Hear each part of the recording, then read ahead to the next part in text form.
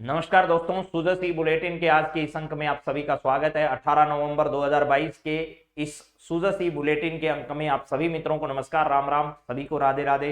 राजस्थानी में राम राम, आप सभी को राम राम। मोकड़ी मोकड़ी घनी घनी खमा घनी आवाज सर, टाइम हो गया है। आगे हैं सब सैंडी जी, महिला एवं बाल विकास मंत्री मोनिका। सभी को नमस्कार है दोस्तों, सुजसी बुलेटिन के इस अंक में आप सभी का स्वागत करते हैं। चलिए आरंभ करते हैं आज की कहानी को। सबसे पहले देखिएगा, शुक्रवार 18 नवंबर 2022 का अंक है और महात्मा गांधी का कोट यह है कि रोगग्रस्त शरीर सहनशील बन सकता है, रोगग्रस्त मन नहीं बन सकता। ये सही है कि भैया अगर रोगग्रस्त शरीर है तो वह तो सहनशील हो सकता है, लेकिन अगर मन ही रोगी है तो कैसे सहनशील बनेगा कोई आदमी। और सहनशीलता की परीक्षा कदम कदम पर ली जाती है, और जो व्यक्ति इस दुनिया में सहनशील है मेरे दोस्तों, वो जीवन में आगे बढ़ने का काम कर सकता है। तो चलिए आज की बातचीत की शुरुआत करते हैं। सबसे पहले कौन सी कहानी आपके सामने हम लेकर आए हैं आज। ये राजस्थान सरकार के सूचना एवं जनसंपर्क विभाग द्वारा प्रकाशित होने वाला दैनिक समाचार पत्र है, जिस पर महत्वपूर्ण परीक्षा में पूछे जाने वाले सवालों पर हम लोग बातचीत करते हैं। आज की करंट अफेयर्स की क्लास में भी आप लोगों को बताया होगा कि स्टेट कैंसर इंस्टीट्यूट राजस्थान में कहां पर है, तो आपको याद रखना है कि ये जयपुर में है। राजस्थान सरकार के स्टेट कैंसर इंस्टीट्यूट में प्रदेश के सभी प्रकार के कैंसर के मरीजों का निःशुल्क इलाज किया जा रहा है। 125 करोड़ रुपए की लागत से बना यह हाईटेक संस्थान 35,000 वर्ग मीटर में फैला हुआ है। इंस्टीट्यूट में ओपीडी आईपीडी इलाज सुविधाओं के साथ साथ कैंसर के जीन की जांच करने वाली प्रदेश की एकमात्र अत्याधुनिक जीनोम सीक्वेंसिंग मशीन भी यहां पर लगाई गई है। बीकानेर के बाद यह राज्य का दूसरा कैंसर संस्थान है जहां अंतरराष्ट्रीय स्तर की नई तकनीकों ने कैंसर के इलाज की सफलता की दर को क्या किया है, बढ़ाया है। कैंसर प्रबंधन के सभी पहलुओं में नए प्रतिमान जोड़े हैं। संस्थान में बड़ी संख्या में कैंसर पीड़ितों का इलाज किया जा रहा है। इस कहानी से आपको एक शिक्षा देखने को मिल रही है मेरे दोस्तों। राजस्थान में स्टेट कैंसर इंस्टीट्यूट जो जगह है, एक तो बीकानेर के अंदर है और एक कहां पर है, जयपुर के अंदर है। और दोनों ही जगह हाईटेक जो मशीनें हैं उनकी क्या की गई है, स्थापना की गई है। ये भी आप लोगों को समझना है। जयपुर में और बीकानेर में जो है वो कैंसर का इलाज राजस्थान सरकार के द्वारा निःशुल्क किया जाता है और अंतरराष्ट्रीय स्तर की तकनीकें यहां पर यूज की जा रही है। और अगर बातचीत की जाए तो जीन जांच करने वाली, कैंसर की जीन जांच करने वाली प्रदेश की एकमात्र अत्याधुनिक जीनोम सीक्वेंसिंग मशीन जो है वो कहां पर लगाई गई है, ये लगाई गई है मेरे दोस्तों जयपुर के अंदर। और बीकानेर के बाद यह राज्य का दूसरा कैंसर संस्थान है जहां अंतरराष्ट्रीय स्तर की नई तकनीकों से कैंसर का इलाज जो है वो सफलतापूर्वक किया जाता है। तो ये दोनों बातें आपके परीक्षा के हिसाब से आप जरूर ध्यान रखिएगा। चलिए इसके बाद में ये कैंसर के इलाज में सफलता प्राप्त करने वाले वो लोग हैं जिन्होंने अपने विचार जो है वो व्यक्त किए। मैं आज पूरी तरह स्वस्थ हूं, परिवार को मिली नई जिंदगी, नहीं सोचा था ऐसा इलाज होगा। राज्य सरकार को बहुत बहुत धन्यवाद, ऐसा लोगों का कहना है जिनको इसके माध्यम से इलाज मिला है। इसके बाद में सबसे इंपॉर्टेंट बात आज की आपके सामने है, जयपुर का स्थापना दिवस मेरे दोस्तों। जयपुर का स्थापना दिवस गणेश निमंत्रण के साथ समारोह शुरू हुआ। गणेश मंदिर मोती डूंगरी के यहाँ पर ऐसा कार्यक्रम आयोजित किया। यहाँ मुख्यमंत्री श्री गहलोत ने बधाई दी। जयपुर शहर के 595वां स्थापना दिवस जो है वो मेरे दोस्तों गुलाबी नगरी जयपुर में मनाया जा रहा है। नगर निगम हेरिटेज और नगर निगम ग्रेटर द्वारा आयोजित यह कार्यक्रम 18 नवंबर से 18 दिसंबर तक चलेगा। इस दौरान विभिन्न गतिविधियों का आयोजन यहाँ पर किया जाएगा। नगर निगम हेरिटेज महापौर श्रीमती मुनेश गुजर और नगर निगम ग्रेटर महापौर श्रीमती सौम्या गुजर, जो अभी अभी आपको पता है कि चुनाव में हाईकोर्ट से रोक लगाने के बाद जो है सरकार ने तो दूसरे उपचुनाव भी करवा लिए, लेकिन हाईकोर्ट ने कहा भाई साहब कहां जा रहे हो, तो सरकार ने कहा कि हम उपचुनाव करा रहे हैं, हमारा पद खाली है। हाईकोर्ट ने कहा ज्यादा समझदार हो क्या भैया आप लोग, है किसने कहा पद खाली है, पद खाली नहीं है, आप उपचुनाव करा ही नहीं सकते। पूरी प्रक्रिया को ही ध्वस्त कर दिया। चुनाव भी हो गए, मतगणना भी चल रही थी, बस हार जीत का फैसला होना बाकी था और हाईकोर्ट ने रोक लगा दी। सरकार के जो मंसूबे थे उनको नाकाम कर दिया हाईकोर्ट ने। तो ऐसा सौम्या गुर्जर का ये जो चुनाव प्रक्रिया थी महापौर के पद पर, ग्रेटर जो है वो नगर निगम से संबंधित है, वो चर्चा में आई है, तो आप ध्यान रखना है।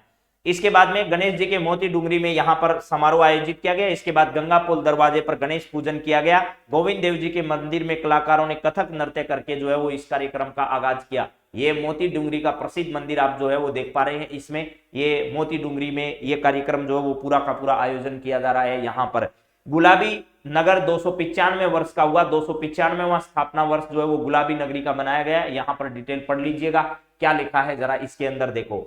आज जयपुर का जन्मदिन है, आज का मतलब 18 तारीख को जयपुर का जन्मदिन मनाया गया। 18 नवंबर 1727 को बसा गुलाबी नगर, आज 295 वर्ष का हो गया है। इसे बसाने वाले सवाई जयसिंह का सपना था कि एक ऐसे शहर का निर्माण किया जाए जो न सिर्फ स्थापत्य की दृष्टि से बेहतरीन हो बल्कि कला और संस्कृति के क्षेत्र में भी अव्वल रहे।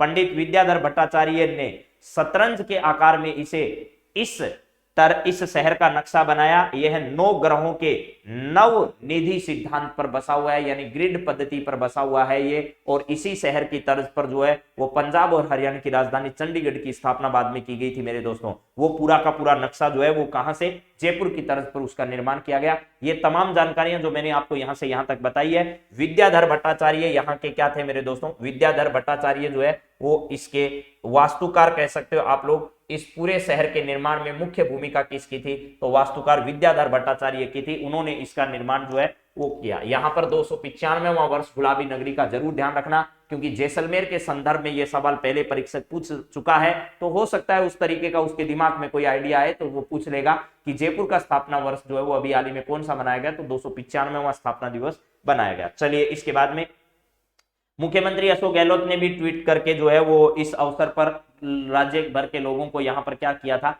बधाई दी थी। इसके बाद में पर्यटकों की पसंद है और 1 माह तक ये समारोह जो है वो 18 तारीख से शुरू हुआ है और 18 दिसंबर तक ये 1 महीने तक चलने वाला है। यहाँ है देशी और विदेशी पर्यटकों की पसंद गुलाबी नगरी के नाम से मशहूर जयपुर ना सिर्फ देशी पर्यटकों की बल्कि विदेशी पर्यटकों की खींच लाता है। आपको पता है पिछली बार की बजाय 90.4% देशी पर्यटक राजस्थान में वर्दी हुए हैं इस बार। और यहाँ पर है शहर में आमेर दुर्ग है, सिटी पैलेस है, नाहरगढ़ है, जयगढ़ है, अल्बर्ट हॉल है, छोटी चौपड़ है, बड़ी चौपड़ है, हवा महल है, इसरलाट है, गोविंद देव जी का मंदिर है। ये सब वो स्थान है जहां पर पर्यटक जो है वो बड़ी संख्या में आते हैं। जयपुर आधुनिक शहरों की दौड़ में सबसे आगे है। जवाहर सर्किल का नाम एशिया के सबसे बड़े चौराहे में शुमार है मेरे दोस्तों। पुराना जयपुर चौड़ी सड़कें और मेट्रो अत्याधुनिक सुविधाओं से अब क्या हो चुका है, लेस हो चुका है। तो ये भी जानकारियां आपको ध्यान होनी चाहिए। तो यहां पर क्या लिखा है कि जवाहर सर्किल का नाम एशिया के सबसे बड़े चौराहों में क्या हो चुका है, शुमार हो चुका है। वहां पर बड़ा भव्य पत्रिका गेट भी वहां पर क्या किया गया है, लगाया गया है। तो ये तमाम जानकारियां आज जयपुर स्थापना दिवस के बारे में थी। उसके बाद दूसरी सबसे इंपॉर्टेंट खबर जो है वो भी सवाल परीक्षा में बन सकता है, उस पर भी चर्चा कर लेते हैं। मुख्यमंत्री की मंजूरी किसके लिए मिल चुकी है, भरतपुर के डीग महल में लाइट एंड साउंड शो शुरू होगा। ऐसा सवाल पूर्ववर्ती परीक्षाओं में पूछा जा चुका है कि हाल ही में ऐसा कौन सा स्थान है जहां पर लाइट एंड साउंड शो की शुरुआत हुई है। तो देखिए इस बार जो है वो अभी मुख्यमंत्री जी के द्वारा जोधपुर में मंडोर उद्यान जो है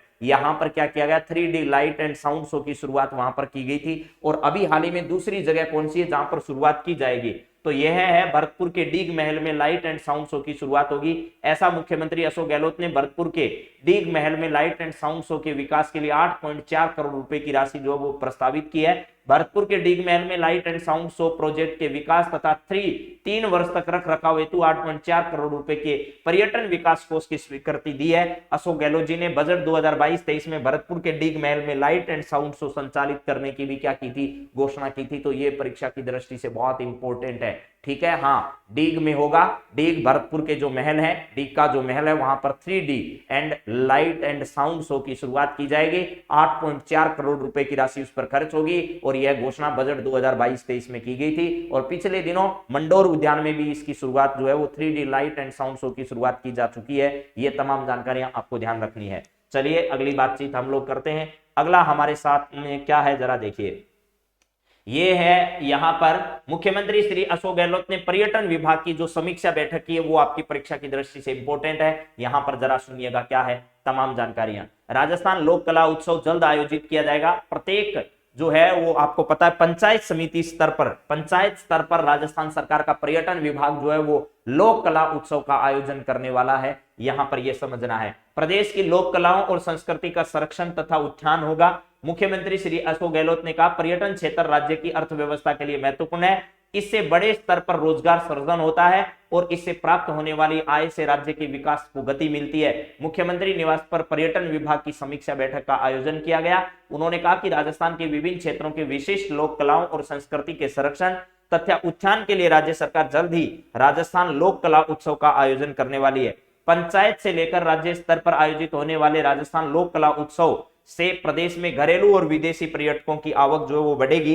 राजस्थान लोक कला उत्सव के आयोजन के लिए प्राथमिकता के प्रमुख स्थानीय पर्यटकों को क्या किया जाएगा, चुना जाएगा।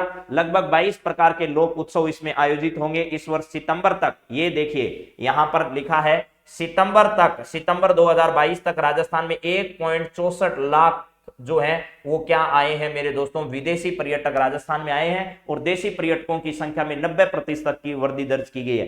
पर्यटन को राज्य सरकार द्वारा उद्योग का दर्जा दिए जाने एवं राजस्थान निवेश प्रोत्साहन नीति 2022 के, ये रिप्स का पूरा नाम है मेरे दोस्तों। अभी अभी ये सवाल आपसे पूछा गया था कि रिप्स का पूरा नाम क्या है, तो राजस्थान निवेश प्रोत्साहन नीति जो है वो रिप्स का पूरा नाम है। राजस्थान निवेश प्रोत्साहन योजना है, यही रिप्स का पूरा नाम है। तहत दी जा रही विभिन्न प्रकार की छूट से पर्यटन आजीविका अर्जित करने वाले लोगों को प्रोत्साहन मिलेगा। विद्युत बिलों में औद्योगिक दरों से लागू होने से 30% तक की बचत मिल रही है। इसके अलावा स्टाम्प ड्यूटी और भूमि परिवर्तन में 100% की छूट राजस्थान सरकार दे रही है। पर्यटन इकाइयों को ऋण पर 8% तक ब्याज दर में सब्सिडी भी सरकार दे रही है। आपसे पूछा जा सकता है आरएस भर्ती परीक्षाओं में तो मुख्यतः यह टॉपिक भी है कि सब्सिडी वाला टॉपिक, कितनी कितनी सब्सिडी किसमें दी जाती है। तो पर्यटन इकाई लगाने वाले लोगों को 8% जो है वो सब्सिडी ऋण में सरकार देती है। इसके अलावा निर्माण कार्यों में भी आवश्यक अनुमति देती है। यह सवाल अभी अभी आया है मेरे दोस्तों, राजस्थान के वन रक्षक भर्ती परीक्षा में पूछा जा चुका है। राजस्थान में फिल्म पर्यटन के तहत फिल्मों को जो है वो क्या करने के लिए, आगे बढ़ाने के लिए राजस्थान में फिल्म पर्यटन प्रोत्साहन नीति 2022 के तहत विभिन्न विभागों द्वारा निःशुल्क फिल्म शूटिंग जो है उसके आदेश भी राजस्थान सरकार के द्वारा जारी किए गए। यानी आज के न्यूज़पेपर से, पहली खबरों से ही आपसे सवाल पूछे जा रहे हैं। आप अगर ध्यान से बातों को सुनोगे तो परीक्षा में कोई भी सवाल आपका छूटेगा नहीं। पैलेस ऑन व्हील्स के लिए सैलानियों ने रुचि दिखाई है। दिसंबर तक 80% तक की बुकिंग जो है वो पूरी हो चुकी है। ये पर्यटन विभाग की कुछ जानकारियां जो है वो मैंने आपके सामने दे दी है। अब जरा आगे बढ़ते हैं और देखते हैं क्या है। मारू टूरिस्ट कॉम्प्लेक्स का निर्माण भी किया जाएगा। ये दो बात भी और इंपॉर्टेंट है पर्यटन की दृष्टि से, जरा देख लीजिएगा इनमें क्या है। पहली बात तो है जयपुर में क्या किया जाएगा, टाउन हॉल का निर्माण किया जाएगा।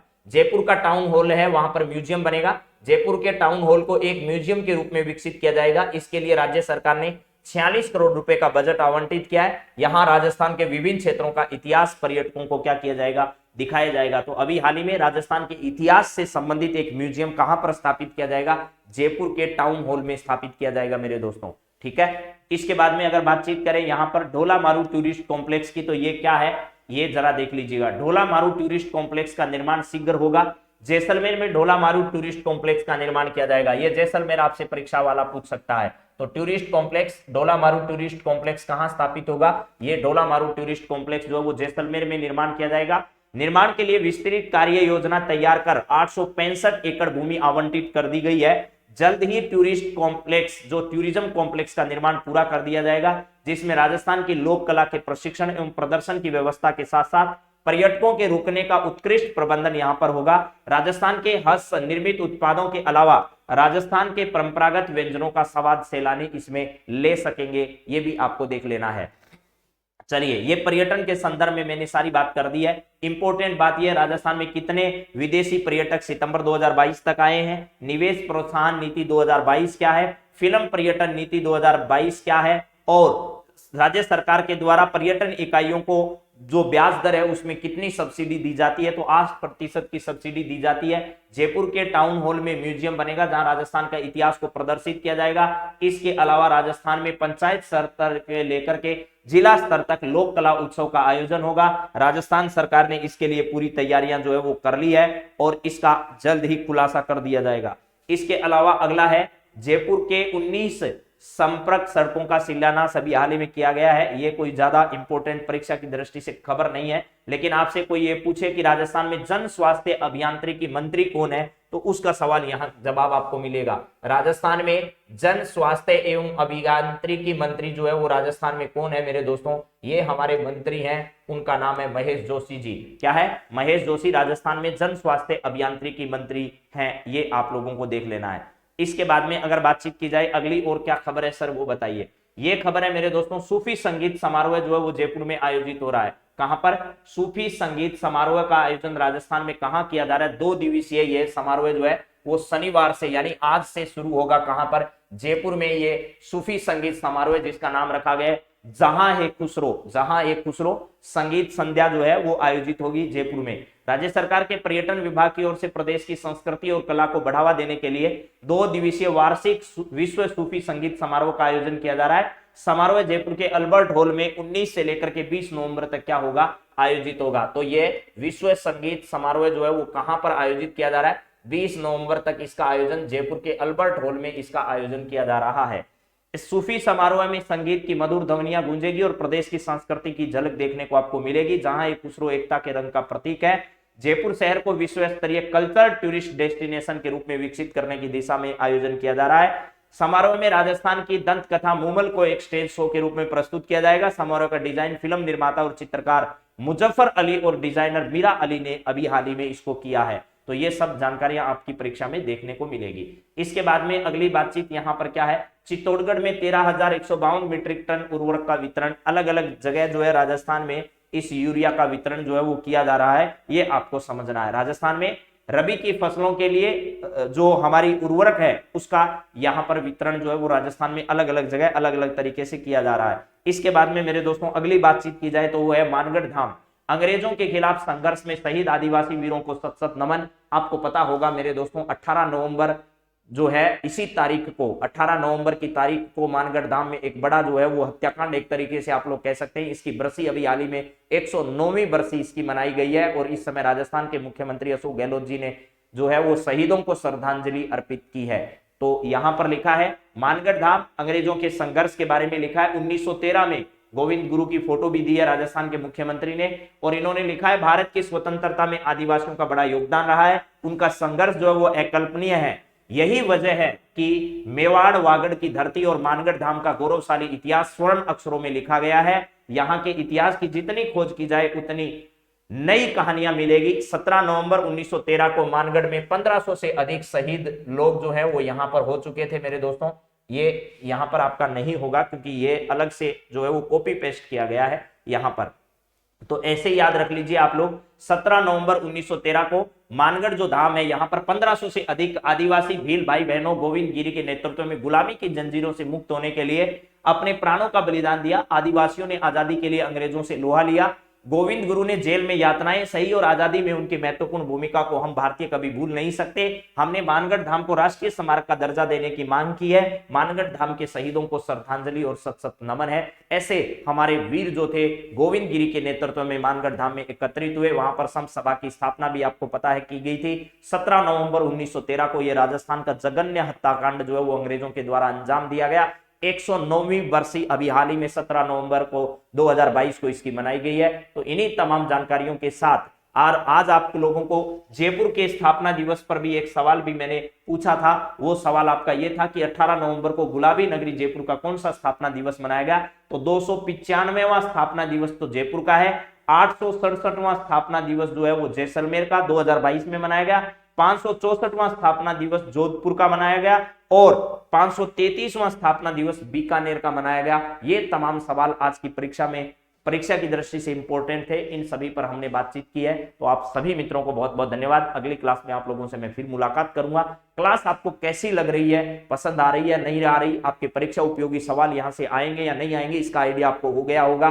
तो आप सभी अपने जो सुझाव है वो हम तक प्रेषित करें। आपके लिए इसी प्रकार परिश्रम में रत ये अध्यापक आपसे इसी प्रकार की आशा करता है कि आप लगातार हमसे ये बातचीत साझा करते रहेंगे कि और किस प्रकार की बातें की जा सकती है। सर अब एक मंथ का करंट अफेयर्स करवाओ, जरूर कराएंगे। जल्द ही आप लोगों के जनवरी, फरवरी और मार्च शायद 3 महीनों के मंथली हो चुका है। बाकी महीने जो बचे हैं उनकी क्लासेज भी आपके सामने रख दी जाएगी। तो आप सभी का बहुत बहुत धन्यवाद। कल फिर मिलते हैं जी। सभी को विकी, मोनिका, कविता, जाट, बीकानेर, बसंती, गजेंद्र, प्रीत, कमल जाट, सीमा, मीना, हेमराज, तो आप सभी को बहुत बहुत धन्यवाद। जय हिंद, जय भारत।